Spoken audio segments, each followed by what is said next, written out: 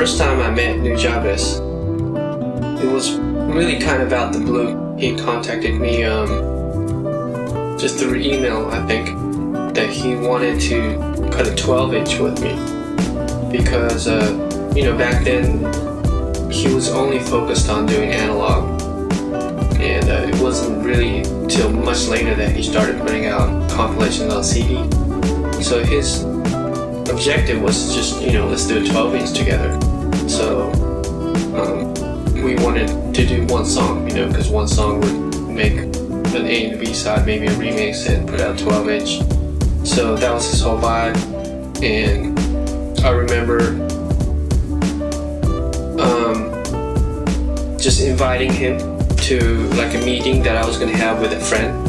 So he came in his van, and that was like the first time I met him. We just sat in his van and we listened to some beats, and that was really the start. And I really liked his music, so after that I invited him to come up to my friends, and we listened to his music, and we just kind of vibed. And eventually I stumbled upon the beat that became Love Sick Part 1, and I really, really wanted that beat for some reason. And I contacted June, and he said that was taken by Pace Rock already. But me and Pace, we already had a friendship going on. So I asked him, would you please, allow me to have that beat? And also because I had done a favor for him, I did a single with his band 5Ds. And so it was almost like an exchange. He was cool enough for me to just rap on that beat. And he was like, okay, sure, if you want it that bad, go ahead. And we worked it out, and Nujabes was fine with it. So that became Love Sick Part 1. And that was around I believe around 2000, something like that.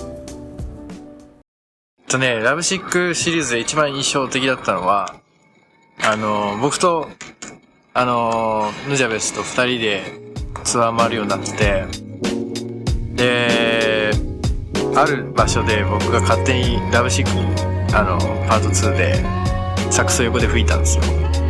そしたら、すげえやばかったそれみたいな感じで、そっからなんかラブシックパート2を一緒になんかサックスで、アレンジしてやってみたりとか、そっから結構そのラブシックとの接点っていうか、僕の中ですごい広がったっていうイメージです。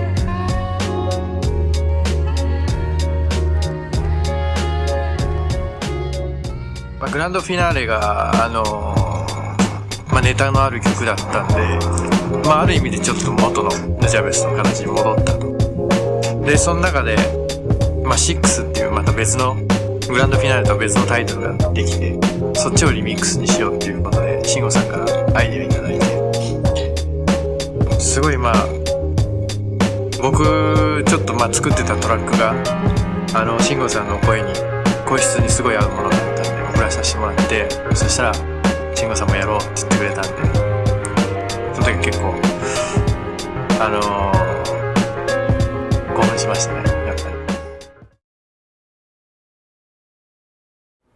Well, to be perfectly honest, when I wrote that song, Love Sick Part 1, that was almost like a departure for me from the style that I was doing previous to that, which I was definitely way more into the freestyle battle rap kind of songwriting. And that was the first time I really just wanted to write almost like poems, not even a rap, you know what I mean? Like I wanted to write something that was generic in theme, possibly because it's a love song, but I wanted to put my own twist to it. Which is why it's reflected in the way the title is spelled.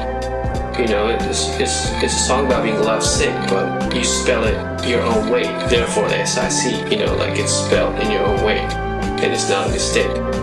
So I felt that I put my own stamp on doing a love song, and when I wrote it, I really didn't think much of it, like people would like it that much, or that I would be still singing it, many years down the line. But as far as that song is concerned, like when it came out, I'm sure it did okay, but it was definitely one of many singles that he put out back then. He put out a lot of good artists back then.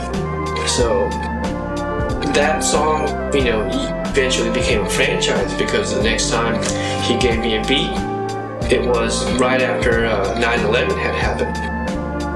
And I remember vividly because it was like the fall of 2001. I was working on a Japanese album, so I was staying for extended time in Japan, and back then I just poured out everything that I had, from watching the news and not being home, and I wanted to write about that, no holds barred. So that's when I decided, okay, I like this song, I want to write to it, and I'm going to call it Love Sick Part 2. So it wasn't really like an intention that I wanted to make it like a long series, it was just like one by one. It became part 1 and 2, then, after that, I think it was around 2004 or 5, he approached me with an upbeat, and it became part 3, and the rest is history, so to speak. But there was a long gap between 3 and 4 because we were doing a lot of back and forth, and we were both busy, and by the time 4 rolled around, I suggested to him, I just don't feel like adding another sequel. It's already a nice trilogy. But I would be up to do another song if you're willing to do 3 more with me. It was almost like a challenge. I went over to his apartment. This is before he moved to Kamakura. We talked about it, and I was like, I told him specifically, like, I get a lot of beats in the mail, and you have to give me something that I can't refuse. Give me a beat that's good enough that I can't refuse. So, we actually did a lot of back and forth, and 2 of the beats that he sent me, one was part 4 and 1 was the basis, foundation, became part 5. And part 6, we discovered it, after he passed, but he had already titled it Grand Finale. So